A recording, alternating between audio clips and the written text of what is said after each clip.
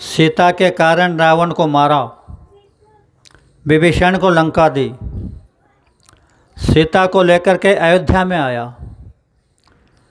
फिर राम ने अश्वमेध यज्ञ बनाया, पुत्र लवकुश के साथ युद्ध किया, पुत्र की स्थापना अयोध्या में किया। राम अवतार पूरा हुआ, वहाँ की नौकरी छोड़ चले आए।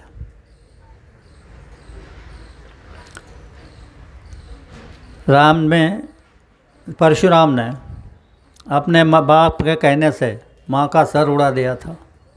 जिसे आप कानबाई बिठाते हो उसको सर नहीं है, कानबाई जो बिठाते हैं उसको सर नहीं है, वो रेणुका है, रेणुका का चिन्ह है। तो ऐसे भगवान ने हमारे लिए कितने कष्ट उठाए, और उससे भी ज़्यादा कष्ट ये बाबा जय गुरुदेव जी महाराज उठा रहे हैं। बैठ नहीं सकते थे, प्रवचन के लिए अगर आए तो बैठ नहीं सकते थे, लुढ़क जाते थे। ये लोग उठा करके बिठा देते थे, फिर भी सत्संग सुनाते थे। कितनी दया थी तुम्हारे ऊपर, हमारे ऊपर। उनका एक ही लक्ष्य था कि मेरे बेटे सीधे अपना घर चल जाए। पर कितने प्रकार की शंकाएं हैं। अभी तक हमारे भाई बाबा जी कौन थे ये भी नहीं पहचानते, तो उनसे शक्ति कैसे ले सकते? नहीं ले सकते। बहनों के लिए मैं 4-5 साल से नारी शक्ति का अभियान चला रहा हूँ। बहनें समझते कथा है, सुना रहे हैं। एक बहन, जिले के अंदर एक बहन ने अगर पतिव्रता धर्म की पालना कर ली तो पूरे जिले की रक्षा कर सकती है। कोई मंत्र की जाप नहीं करना पड़ेगा, कोई भूखा प्यासा नहीं रहना पड़ेगा। ये कलयुग का विधान है। कलयुग के विधान में ये लिखा है। तो मैं आपसे भी, मैं हर जगह बताता हूँ कि हर बहन पतिव्रता धर्म की पालना करे। अतः पतिव्रता धर्म यानी क्या है? पति की सेवा तन मन लगा करके करे, भूल कर भी उनसे झगड़ा न करे, उनके आदेश का पालन करे। 3 बातें, वो भी कितनी सस्ती है, पर हमारी बहनें इतना भी नहीं कर रही है। अगर ये कोई बहन कर लेगी तो विश्व में उसका डंका बज जाएगा। आप करके देखो पालना। ये पूजा पाठ से कुछ नहीं होता, ये पूजा व्रत वगैरह जो है तो इससे कुछ नहीं होता। कुछ करो। तो बाबा जय गुरुदेव जी महाराज आपको समझा रहे हैं। अहमदाबाद के यज्ञ में साबरमती के किनारे 1001 प्रस्ताव जनता के लिए बाबा जी ने बनाए, जिससे जनता सुखी हो जाएगी। पर प्रस्ताव तो मंजूर कर लिए। जैसे हमारे शासन ने गरीबों को कम कीमत पर अनाज मिलने का प्रस्ताव मंजूर कर लिया, तो प्रस्ताव मंजूर होते ही कम कीमत पे अनाज नहीं मिलने लगा। पीला कार्ड बनाना पड़ा, तब कम कीमत का अनाज मिलने लगा। उसी तरह 2001 प्रस्ताव जो है, इनके लिए कुछ ना कुछ करना पड़ेगा। तो ये नारी शक्ति जगाने का प्रस्ताव है। ये मैं आज 4 साल से इसका डंका बजा रहा हूँ। तो आप कहोगे कोई लाभ हुआ? अभी 2 साल से सागर में तूफान आ रहा है, बारिश शुरू होने से पहले सागर में तूफान आ रहा है, और जैसे भी धरती पर आता है थोड़ा आगे गया कि लौटकर सागर में चला जा रहा है। यह क्यों? कोई बहनें उस व्रत का पालन कर रही है करके, नहीं तो आज तक यह धरती उन तूफानों से ख़त्म हो गई होती। तो मैं आपसे चरणों में मत्था रगड़ता हूँ, हाथ जोड़ता हूँ, इन 3 चीज़ों की पालना करो। भाइयों से भी प्रार्थना करता हूँ कि कोई भी भाई अपनी पत्नी को लक्ष्मी समझे। पहले तो पत्नी को लक्ष्मी ही कहते थे। कोई किसी के घर जाता था तो पूछता था लक्ष्मी जी कहाँ गई, तो कह देते थे खेत में गए, दफ्तर में गई, या तो नदी पर गई। धीरे धीरे धीरे धीरे उसने, किसी व्यक्ति ने नहीं, उसने लक्ष्मी नाम को ख़त्म कर दिया। फिर कारभाणी नाम आया। कारभाणी नाम भी ठीक था, घर का कारोबार देखने का ज्ञान होता था, वह भी ख़त्म कर दिया। अभी सुशिक्षित नाम आया है, मिसेस। मिस यानी मिस्टेक और यस माने हाँ। तो तुमको तुम्हारी शक्ति बर्बाद करने के लिए ये मिस्टेक उसने बना दी, तुमको गलती का पुतला बना दिया। तो तुम ना अपने पति की रक्षा कर सकती, ना बेटे की रक्षा कर सकती, ना गांव की रक्षा कर सकती, क्योंकि गलती का पुतला बना दिया है। बहनों, अगर आप, मैं कह रहा हूँ, ऐसे पालना करोगी तो तुम्हारा नाम जलगांव जिला नहीं, विश्व में गूंजेगा। आप आजमाइश करके देख लेना, यह कोई साधारण बात नहीं है। और मैं यही चाह रहा हूँ कि हमारे बहनें पतिव्रता धर्म की पालना करें। और आप फिर तुम अपने मन में कह रही होगी हमारे लिए यह पालना करना है, तो उनके लिए तो भाइयों से भी आदेश है, कोई भी भाई अपनी पत्नी को लक्ष्मी समझे। पत्नी को लक्ष्मी समझोगे तो लक्ष्मी नारायण का जोड़ा बन जाएगा। नारी के लिए पति परमेश्वर और भाई के लिए पत्नी लक्ष्मी, लक्ष्मी नारायण का जोड़ा बन जाएगा। फिर तुम्हें उसके पास ऐसे हाथ फैलाने की ज़रूरत नहीं पड़ेगी। तुम्हें जो चाहे वह उसे देना पड़ेगा और वो ज़बरदस्ती आकर के तुमको देगा। पर हम तो कोई अलग ही रास्ते में लग गए।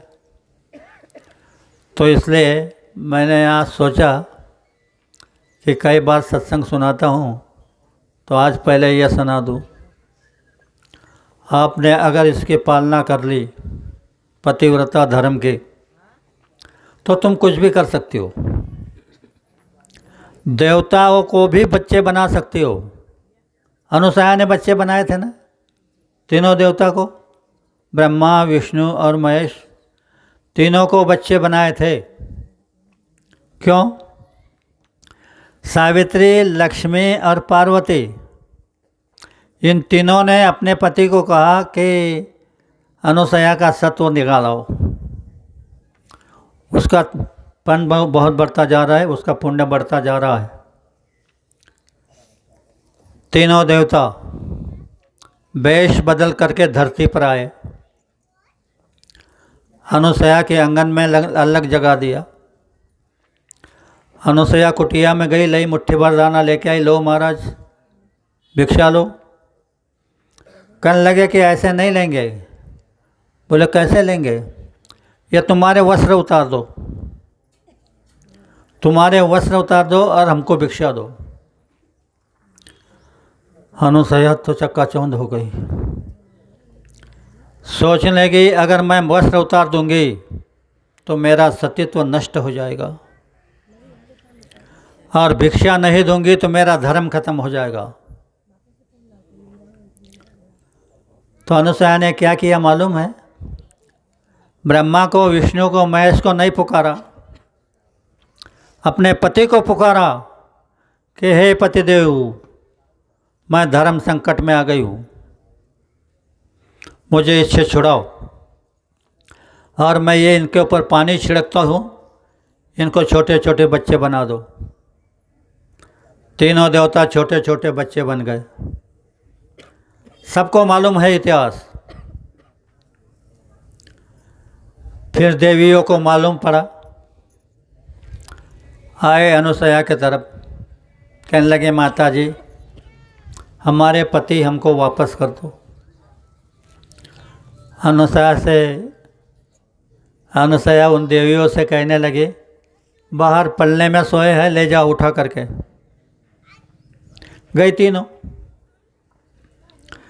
लक्ष्मी विष्णु को उठाने लगी तो ब्रह्मा को उठा लिया।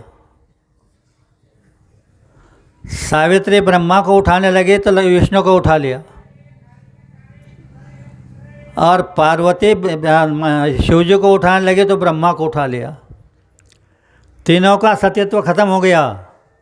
उसने दूसरे के पति को उठा लिया। फिर लाचार होकर के फिर अनुसूया के पास गई, कहने लगी, माँ, ये तुम्हारे बच्चे हैं, तो हम तुम्हारी बहू है, तो बहू से गलती हो गई तो माफ़ करो, क्षमा करो, हमारे पति हमको वापस दे दो। तो गई पालने के पास, वहाँ पुकारा, विष्णु। तब विष्णु पैर हिलाने लगे, हाथ हिलाने लगे। लक्ष्मी से कहा, उठाओ तुम्हारे पति को।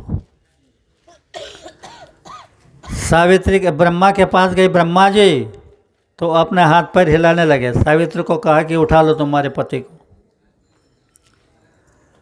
और फिर शिव जी के पास गई, शिव जी करके पुकारा, उसने हाथ पैर हिलाए। पार्वती से कहा कि उठा लो तुम्हारे पति को। ये शक्ति बहनों तुम्हारे भीतर आज भी है, नोट करो अपने अंदर। यह शक्ति तुम्हारे भीतर आज भी है, पर तुम नेक काम करो, दूसरा कुछ नहीं। नेक काम करो, झूठ मत बोलो, बेईमानी मत करो, ठगी मत करो, घूसखोरी मत करो। तुम्हारी शक्ति तुमको वापस नहीं मिले तो बाबा जी को बाबा जी मत कहना। अब तो इसकी ज़रूरत है। तुम नहीं भी चाहोगे तो अब इसकी ज़रूरत है। ये प्रकोप अभी, यह जो परिवर्तन होने जा रहा है, यह प्रकृति के ओर से होने जा रहा है। अवतारी शक्ति के द्वारा नहीं, प्रकृति के द्वारा होने जा रहा है। तो फिर प्रकृति के प्रकोप, अतिवृष्टि, अनावृष्टि, भूचाल, सुमानी लाटाएँ, एक्सीडेंट, कई प्रकार के आश्रय, भाइयों के पास इनका उत्तर नहीं है, तुम्हारे पास है। तुम अगर पतिव्रता धर्म की पालना कर लोगी तो तुम्हारा घर तो क्या इतना है, पर तुम पतिव्रता धर्म की पालना करोगे तो तुम्हारे जिले में तुम्हारा नाम रोशन हो जाएगा और पूरे जिले की रक्षा कर सकती है। काफ़ी समय हुआ है, ज़्यादा समय नहीं लेना चाहता। अगर कहने में थोड़ी गलती हो गई हो तो मुझे छोटा भाई समझ के माफ़ कर देना। आप सबको बड़े प्रेम के साथ जय गुरुदेव।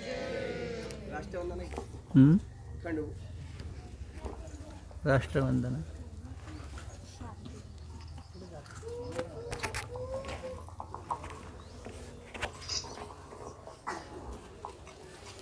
जय गुरुदेव। तन मन धन से सदा सुखी हो भारत देश हमारा, सभी धर्म और पंथ पक्ष को दिल से रहे प्यारा, विजयी हो विजयी हो, विजयी हो भारत देश हमारा। निर्भय हो यह देश की माता, मंगल कीर्ति कराने। सत्यशील और निर्मल मन से वीरों को उपजाने। सद्गुणी हो यह देश की जनता, जीवन सुख सजवाने। रंकराव पंडित भिखारी, सबको सुख दिलवाने। विजयी हो, विजयी हो, विजयी हो भारत देश हमारा। स्पृश्यास्पृश्य हटे यह सारा, देश कलंक मिटाने। सबके मन कर्तव्यशील हो, धन उद्योग बढ़ाने। सबका हो विश्वास प्रभु पर, अपनी शक्ति बढ़ाने। ब्रह्मचर्य अध्यात्म दैवी गुण, घर घर में प्रगटाने। सारा भारत रहे सिपाही, शत्रु को दहशाने। तुकड़िया दास कहे स्फूर्ति हो, सबको भक्ति कराने। विजयी हो, विजयी हो, विजयी हो भारत देश हमारा। तन मन धन से सदा सुखी हो, भारत देश हमारा। भारत देश हमारा। जय गुरुदेव, जय गुरुदेव।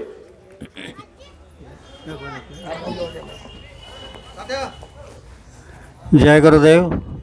बहनों, मैं मेरी शंका मिटाना चाहता हूँ। कौन बहन इस व्रत का पालन करने वाली है? हाथ उठाओ।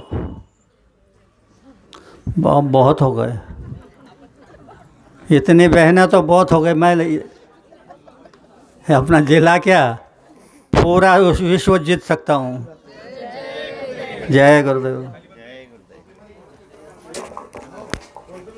जय गुरुदेव। उद्या जय गुरुदेव। हे स्वागत करता आहे तोपर्यंत एक सूचना देते जे नवीन असतील त्यांच्यासाठी, की आपल्या घरात जर कोणी विकलांग असेल, त्यांचे हात पाय वाकडे असतील, त्यांना चालता येत नसेल व्यवस्थित, तर सूर्यग्रहणामध्ये आणि चंद्रग्रहणामध्ये अण्णाजी त्यांच्यावर प्रयोग करतात आणि ते व्यवस्थित चालायला लागून जातात. असे शेकडो मुलांना, माणसांना, त्या म्हणजे जे चालू शकत नव्हते त्यांना अण्णाजींनी सरळ केलेलं आहे. जर तुमच्या परिवारात कोणी असेल तर तुम्ही आमच्या सत्संगींशी संपर्क साधावा. जय गुरुदेव. आणि फी वगैरे द्यावी लागत नाही. तुम्हाला 1 रुपयाही खर्च द्यायचा नाही आहे. फक्त येण्या जाण्याचं भाडं द्यायचं आहे. म्हणजे तुमचं स्वतःचं भाडं तुम्हाला खर्च करायचं आहे. तुमची राहण्याची, जेवणाची, भंडारा भोजनाची सगळी व्यवस्था ही जय गुरुदेव परिवारातर्फे केली जाईल. याची सगळ्यांनी नोंद घ्यायची आहे. आणि ज्यांना कोणाला या म्हणजे जय गुरुदेव परिवाराशी जुडायचं असेल, हेच जय गुरुदेव परिवार म्हणजे हा सगळ्यांसाठी खुलं एक मंदिर आहे, की असं नाही की फक्त जय गुरुदेववाल्यांनीच यायचं आहे. जे इतर कोणी असेल त्यांना जर ह्या सत्संग म्हणजे ह्या कार्यक्रमाशी जोडायचं असेल तर तुम्ही शाकाहारीचा संकल्प घेऊ शकतात आणि आजीवन शाकाहारी राहून तुम्ही जय गुरुदेव नावाशी जुळू शकतात. तर असं कोणी आहे का नवीन की त्यांना जय गुरुदेव नावाशी जोडायचं आहे आणि संकल्प करायचा आहे, किंवा तुमच्याकडनं काही गुन्हा झाला असेल, गलती झाली असेल, की आपण वाम मार्गाला लागलं असणार, तर तुम्ही माफी देखील या ठिकाणी येऊन मागू शकतात. की संगत हे गुरुचं रूप आहे, तर तुम्ही तशी हिंमत करून इथे येऊन माफी देखील मागू शकतात. आहे का कोणी? जय गुरुदेव. ठीक आहे, आपण आरती बोलूयात सगळ्यांनी एक साथ. जय गुरुदेव. आरती करू गुरुदेव की जिना भेद बतायो, चरण कमल की छाह में जिना सुरत बिठायो, जन्म जन्म के पाप को जिना दूर हटायो, मौसम पतित पुनित करी निज हृदय लगायो, दीन दयालु दया करी दियो शब्द जहाजा, सुरती चली निकाश में धरी अनहद नादा, सुरती चढ़ी आँख में